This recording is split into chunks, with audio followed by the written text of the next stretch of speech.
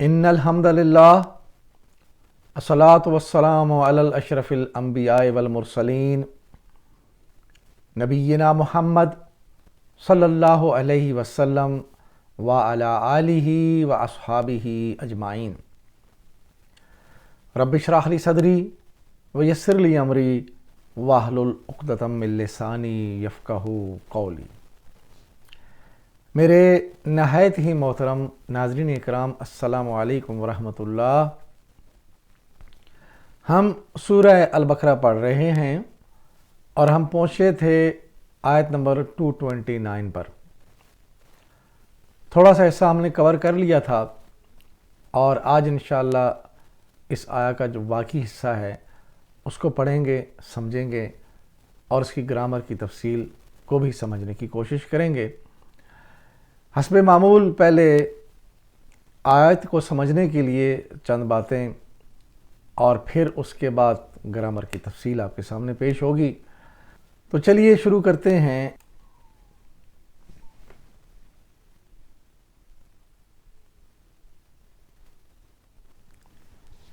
اعوذ باللہ من الشیطان الرجیم، بسم اللہ الرحمن الرحیم۔ پچھلے سبق میں ہم نے پڑھا تھا الطلاق مرتان فامساکم بمعروف او تسریح باحسان۔ طلاق دو بار ہے، پھر یا تو عورت کو روک لیا جائے یا بھلے طریقے سے اس کو رخصت کر دیا جائے۔ وَلَا يَحِلُّ لَكُمْ أَن تَأْخُذُوا مِمَّا آتَيْتُمُوهُنَّ شَيْئًا إِلَّا أَن يَخَافَا إِلَّا يُقِيمَا حُدُودَ اللَّهِ فَإِنْ خِفْتُمْ أَلَّا يُقِيمَا حُدُودَ اللَّهِ فَلَا جُنَاحَ عَلَيْهِمَا فِيمَا افْتَدَتْ بِهِ تِلْكَ حُدُودُ اللَّهِ فَلَا تَعْتَدُوهَا وَمَن يَتَعَدَّ حُدُودَ اللَّهِ فَأُولَئِكَ هُمُ الظَّالِمُونَ۔ اور رخصت کرتے ہوئے ایسا کرنا تمہارے لیے جائز نہیں ہے کہ جو کچھ تم انہیں دے چکے ہو اس میں سے کچھ واپس لے لو، سوائے اس کے کہ زوجین کو اللہ کے حدود پر قائم نہ رکھ سکنے کا اندیشہ ہو، اور اگر تمہیں یہ خوف ہو کہ دونوں حدود اللہ پر قائم نہ رہیں گے تو ان دونوں کے درمیان یہ معاملہ ہو جانے میں مضائقہ نہیں کہ عورت اپنے شوہر کو معاوضہ دے کر علیحدگی حاصل کر لے۔ یہ اللہ کے مقرر کردہ حدود ہیں، ان سے تجاوز نہ کرو، اور جو لوگ حدود اللہ سے تجاوز کریں وہی ظالم ہیں۔ ناظرین اکرام، آیہ مبارکہ کا ترجمہ آپ نے سنا۔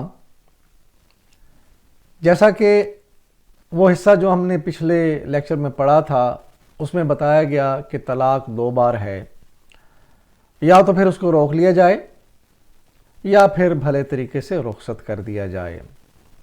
آج کی سبق میں ہم نے دیکھا کہ اس آیہ مبارکہ میں جو بات ہمارے سامنے آئی ہے وہ یہ ہے کہ اللہ فرما رہے ہیں کہ یہ تمہارے لیے بالکل جائز نہیں ہے کہ جب تم عورت کو گھر سے رخصت کرو، طلاق دو، تو جو کچھ تم نے اس کو دیا ہوا ہے اس میں سے کچھ رکھ لو یا واپس لے لو۔ یعنی اگر تم نے مہر کی صورت میں کچھ رقم دی ہے یا کوئی تحفہ کے طور پر زیورات دیے ہیں یا کچھ اور چیزیں دی ہیں تو یہ مناسب نہیں ہے کہ تم اس میں سے کچھ رکھو۔ تو یہ تو ایک معروف طریقہ ہے۔ اب ایک دوسری صورت بتائی جا رہی ہے، وہ یہ ہے کہ طلاق کے علاوہ میاں بیوی کی علیحدگی کی صورت ایک اور بھی ہو سکتی ہے، اور وہ یہ ہے کہ اللہ نے فرمایا کہ اگر میاں بیوی یہ سمجھیں کہ وہ آپس میں اکٹھے اب نہیں رہ سکتے اور رہیں گے تو اللہ کی حدود پامال ہوں گی، یعنی جھگڑے ہوں گے اور پھر معاملات بگڑیں گے، تو اس صورت میں اگر تم یہ سمجھو کہ ان دونوں کو علیحدہ کرنے میں ہی بہتری ہے تو پھر عورت جو ہے وہ کچھ فدیہ مقرر کر کے اپنے شوہر سے خلا لے سکتی ہے۔ یعنی اس صورت میں جو ہے وہ عورت اپنا مال جو اس نے لیا تھا اس میں سے کچھ واپس دے دے یا سارا ہی دے دے، یہاں تک تو جائز ہے۔ لیکن اگر خلا دینے والا اس سے بھی زیادہ تقاضا کرے تو وہ جائز نہیں ہے. اتنا ہی جائز ہے جتنا اس نے دیا ہے، تو اس میں سے کچھ دے سکے تو دے دے. اگر شوہر چاہے تو کسی بھی معاملے پہ کوئی فدیہ مقرر کر لیں، تو اس صورت میں یہ اس بات کی اجازت ہے کہ شوہر اپنے دیے ہوئے مال سے یا جو چیز مقرر ہو جائے وہ واپس لے سکتا ہے. تو اللہ تعالیٰ نے فرمایا کہ اللہ تعالیٰ کی حدود پر قائم رہو اور اللہ کی ان حدوں کو تجاوز مت کرو. اور جو اللہ کی حدود کو تجاوز کرتے ہیں، اللہ نے فرمایا کہ وہ ظالم لوگ ہیں. اب دیکھیے اللہ تعالیٰ نے جو ہمیں دین دیا ہے اس میں کتنے واضح احکامات ہیں، کھول کھول کر باریک بینی سے ساری چیزیں بتائی جا چکی ہیں، اور عملاً بھی ہمارے نبی اور آپ کے اصحاب نے وہ چیزیں ہمارے سامنے عملی طور پر رکھی ہوئی ہیں. لیکن کیا وجہ ہے کہ معاشرے میں ابھی بھی طلاقیں ہوتی ہیں، پھر جھگڑے ہوتے ہیں، پھر جناب معاملات کورٹ میں چلے جاتے ہیں، اور عجیب قسم کے جو ہے نا وہ فسادات ہیں اس سارے معاملے میں. تو اصل بات یہ ہے کہ ہمیں اپنی ازدواجی زندگی کے بارے میں جو ہمارے حقوق ہیں بیوی پہ اور بیوی کے جو حقوق ہیں شوہر پہ، ان کا علم ہی نہیں ہے. اور نکاح کیسے ہوتا ہے، اس کے کیا لوازمات ہیں، اس کے بعد شادی شدہ زندگی اس کی کیا ذمہ داریاں ہیں، اور پھر اگر بادل ناخواستہ کوئی ایسی صورت حال بنتی ہے، طلاق کی نوبت آئے یا خلا کی صورت بن جائے، تو بھی ساری چیزیں واضح ہیں. لیکن پھر بھی ہم دیکھتے ہیں کہ طلاق پہ جھگڑے ہوتے ہیں، خلا کی صورت میں بھی بہت زیادہ جو ہے وہ معاملات بگڑتے ہیں. تو یہ ساری باتیں دین کو نہ سمجھنے کی وجہ سے ہیں، قرآن کو نہ سمجھنے کی وجہ سے ہیں. ان چیزوں کو سمجھنا ضروری ہے. طلاق کے بارے میں کافی تفصیلات ہیں احادیث میں، اور قرآن کے اندر بھی بڑی تفصیل کے ساتھ بتایا گیا ہے. تو اگر ان چیزوں کو ہم صحیح طور پہ سمجھیں تو طلاق کی نوبت ہی نہ آئے، معاملہ بگڑے ہی نہ. دین کو سمجھنے والے، دین پر چلنے والے بڑی سکون کی زندگی گزارتے ہیں. تو آج کی اس پیغام کے طور پر جو آپ کے سامنے بات رکھنی ہے وہ یہی ہے کہ اگر ہمیں بہترین زندگی، سکون کی زندگی اور وہ زندگی جس سے اللہ راضی ہو وہ گزارنی ہے تو ہمیں قرآن کو سمجھنا ہوگا اور اس پہ عمل کرنا ہوگا. تو اب ہم چلتے ہیں آج کی جو آیت مبارکہ ہے، جو حصہ باقی رہ گیا ہے اس کی گرامر کی تفصیل کی طرف. وَلَا يَحِلُّ لَكُمْ أَن تَأْخُذُوا مِمَّا آتَيْتُمُوهُنَّ شَيْئًا إِلَّا أَن يَخَافَا إِلَّا يُقِيمَا حُدُودَ اللَّهِ. اور رخصت کرتے ہوئے ایسا کرنا تمہارے لیے جائز نہیں ہے کہ جو کچھ تم انہیں دے چکے ہو اس میں سے کچھ واپس لے لو، سوائے اس کے کہ زوجین کو اللہ کی حدود پر قائم نہ رہ سکنے کا اندیشہ ہو. وَلَا يَحِلُّ لَكُمْ، اور تمہارے لیے جائز نہیں ہے. واو عاطفہ ہے اور لا نافیہ ہے، یحلو فعل ہے اور لکم مرکب جاری ہے. ولا یحلو مادہ ہا لام لام، باب فتح، ماضی کا پہلا صیغہ حلا، مضارع کا پہلا صیغہ یحلو، فتح یفتح، حلا یحلو. یحلو یفتح کے وزن پہ ہے، فعل مضارع واحد غائب مذکر، وہ حلال یعنی جائز ہوتا ہے. ولا یحلو وہ جائز نہیں ہے.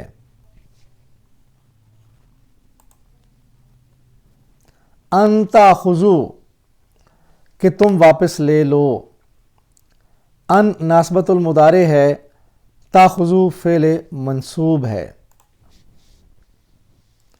تاخذوا مادہ حمزہ خا زال، باب نصرہ، ماضی کا پہلا صیغہ اخذا، مضارع کا پہلا صیغہ یاخذو، نصرا ینصرو اخذا یاخذو، تاخذونا، اصل میں تاخذو جو ہے وہ تاخذونا ہے، یہ تنصرونا کے وزن پہ، مضارع جمع حاضر مذکر، تم سب لیتے ہو یا لوگے یا پکڑتے ہو، ان تاخذو، ان نے تاخذونا کا نون گرایا اور اس کو حالت نصب دی، چونکہ ان ناسبت المضارع ہے، تو مطلب ہوا کہ تم لے لو۔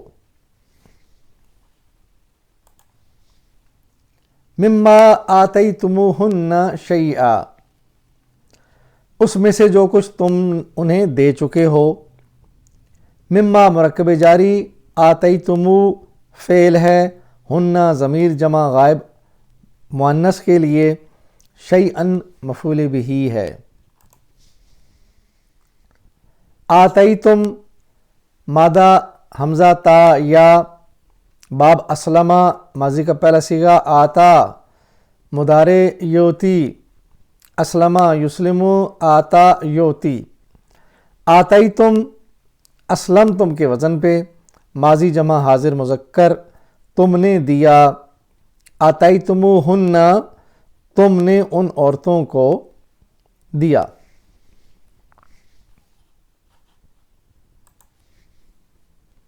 الا ان یخافا، سوائے اس کے کہ تمہیں ڈر ہو کہ، الا مستثنیٰ ہے، ان ناصبۃ المضارع اور یخافا یہ فعل منصوب ہے، ان ناصبۃ المضارع اور یہ مصدریہ یعنی آنے والے فعل کو مصدر کا معنی دیتا ہے۔ ان یخافا مادہ خا واو فا، باب فتحہ ماضی کا پہلا صیغہ، خافا مضارع یخافو، فتح یفتح، خافا یخافو، یفتحان، یفتح مضارع واحد غائب مذکر کے لیے صیغہ ہے، اور دو کے لیے جب بنے گا تثنیہ کا صیغہ تو یفتح سے یفتحان، اور جمع کے لیے پھر یفتحون، تو یہاں پہ یفتحان کے وزن پہ یخافانے بنا، مضارع کا تثنیہ کا صیغہ ہے، دونوں یعنی زوجین میاں بیوی خوف رکھتے ہیں۔ ان یخافا، تو ان نے یخافانے کا نون گرایا اور یہ یخافا رہ گیا، یہ مضارع منصوب ہے، اگر وہ دونوں خوف رکھیں، تو ان یہاں پہ شرطیہ بھی آیا، اگر کا معنی دیا اس نے۔ اللہ یقوم حدود اللہ، زوجین اللہ کی حدود پر قائم نہ رہ سکیں۔ اللہ، اللہ مرکب ہے ان اور لا کا، ان ناسبت المضارع ہے اور لا جو ہے یہ نافیہ ہے، یقیمہ یہ فعل منصوب ہے، حدود اللہ مرکب اضافی ہے۔ یقیمہ مادہ قاف واو میم، اسلمہ باب ہے، ماضی کا پہلا صیغہ اقامہ، مضارع یقیم، اسلمہ یسلم، اقامہ یقیم۔ یسلمان یعنی یسلموں سے ڈیول کا صیغہ یعنی تثنیہ کا دو کے لیے یسلمان بنا، اور یسلمان کے وزن پہ یقیمان بنا، یقیمان مضارع تثنیہ دو کا صیغہ ہے، یقیمان دونوں زوجین قائم رکھتے ہیں۔ اللہ یقیمہ، تو یہاں پہ ان جو کہ ناسبت المضارع ہے اس نے یقیمانے کا نون گرایا تو یقیمہ رہ گیا، اللہ ان اور لا ملا کر بنا اللہ یقیمہ، یہ مضارع منصوب ہے یقیمہ، کہ زوجین اللہ کی حدود پر قائم نہ رہ سکیں گے اگر یہ اندیشہ ہو۔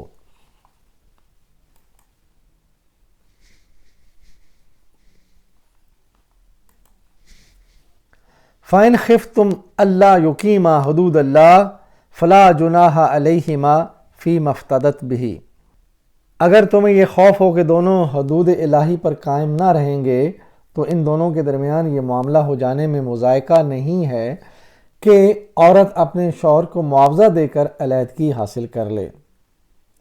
فَإِنْ خِفْتُمْ، اور اگر تمہیں یہ خوف ہو، فا عطفہ ان شرطیہ اور خفتم فعل مجزوم ہے،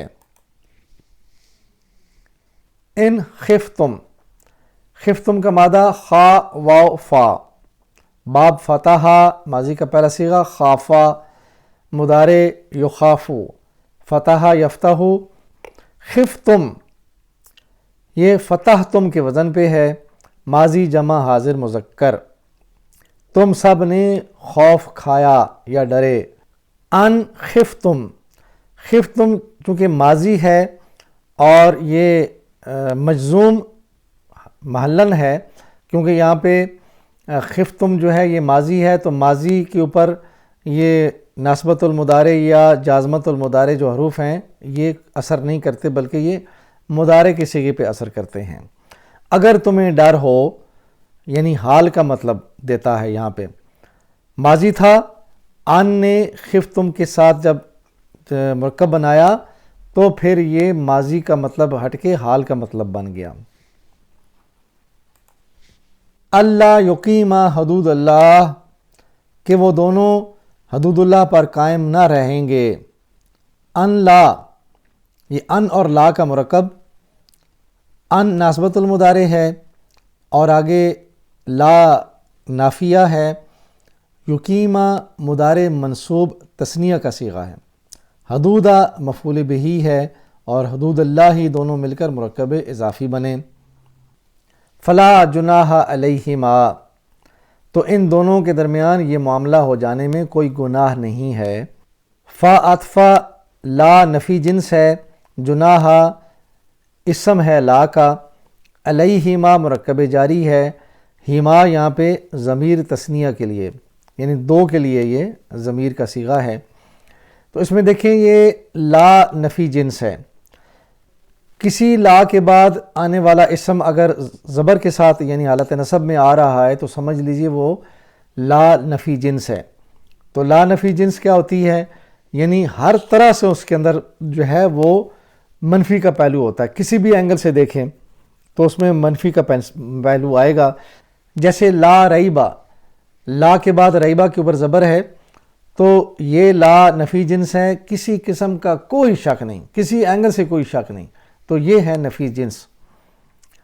فی مفتدت بھی، عورت شوہر کو معاوضہ دے کر علیحدہ ہو جائے۔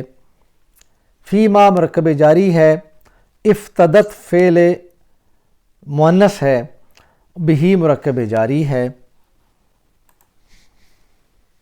افتدت مادہ فا دال یا، باب اختلافا ماضی کا پہلا صیغہ افتدا، مضارع یفتدی، اختلافا یختلف، افتدا یفتدی۔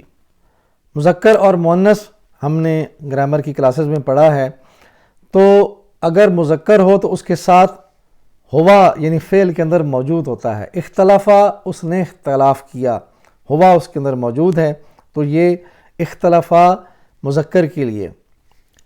اختلفت یہ ہوئی مؤنث کے لیے، تو اس میں ہیا اس کے اندر ان بلٹ ہے، اس کے اندر موجود ہے۔ اب یہاں پہ دیکھیں ہوا افتدا، مذکر کے لیے افتدا ہے اور مؤنث کے لیے ہیا افتدت، اختلفت کے وزن پہ ماضی واحد غائب مؤنث، اس نے فدیہ دیا۔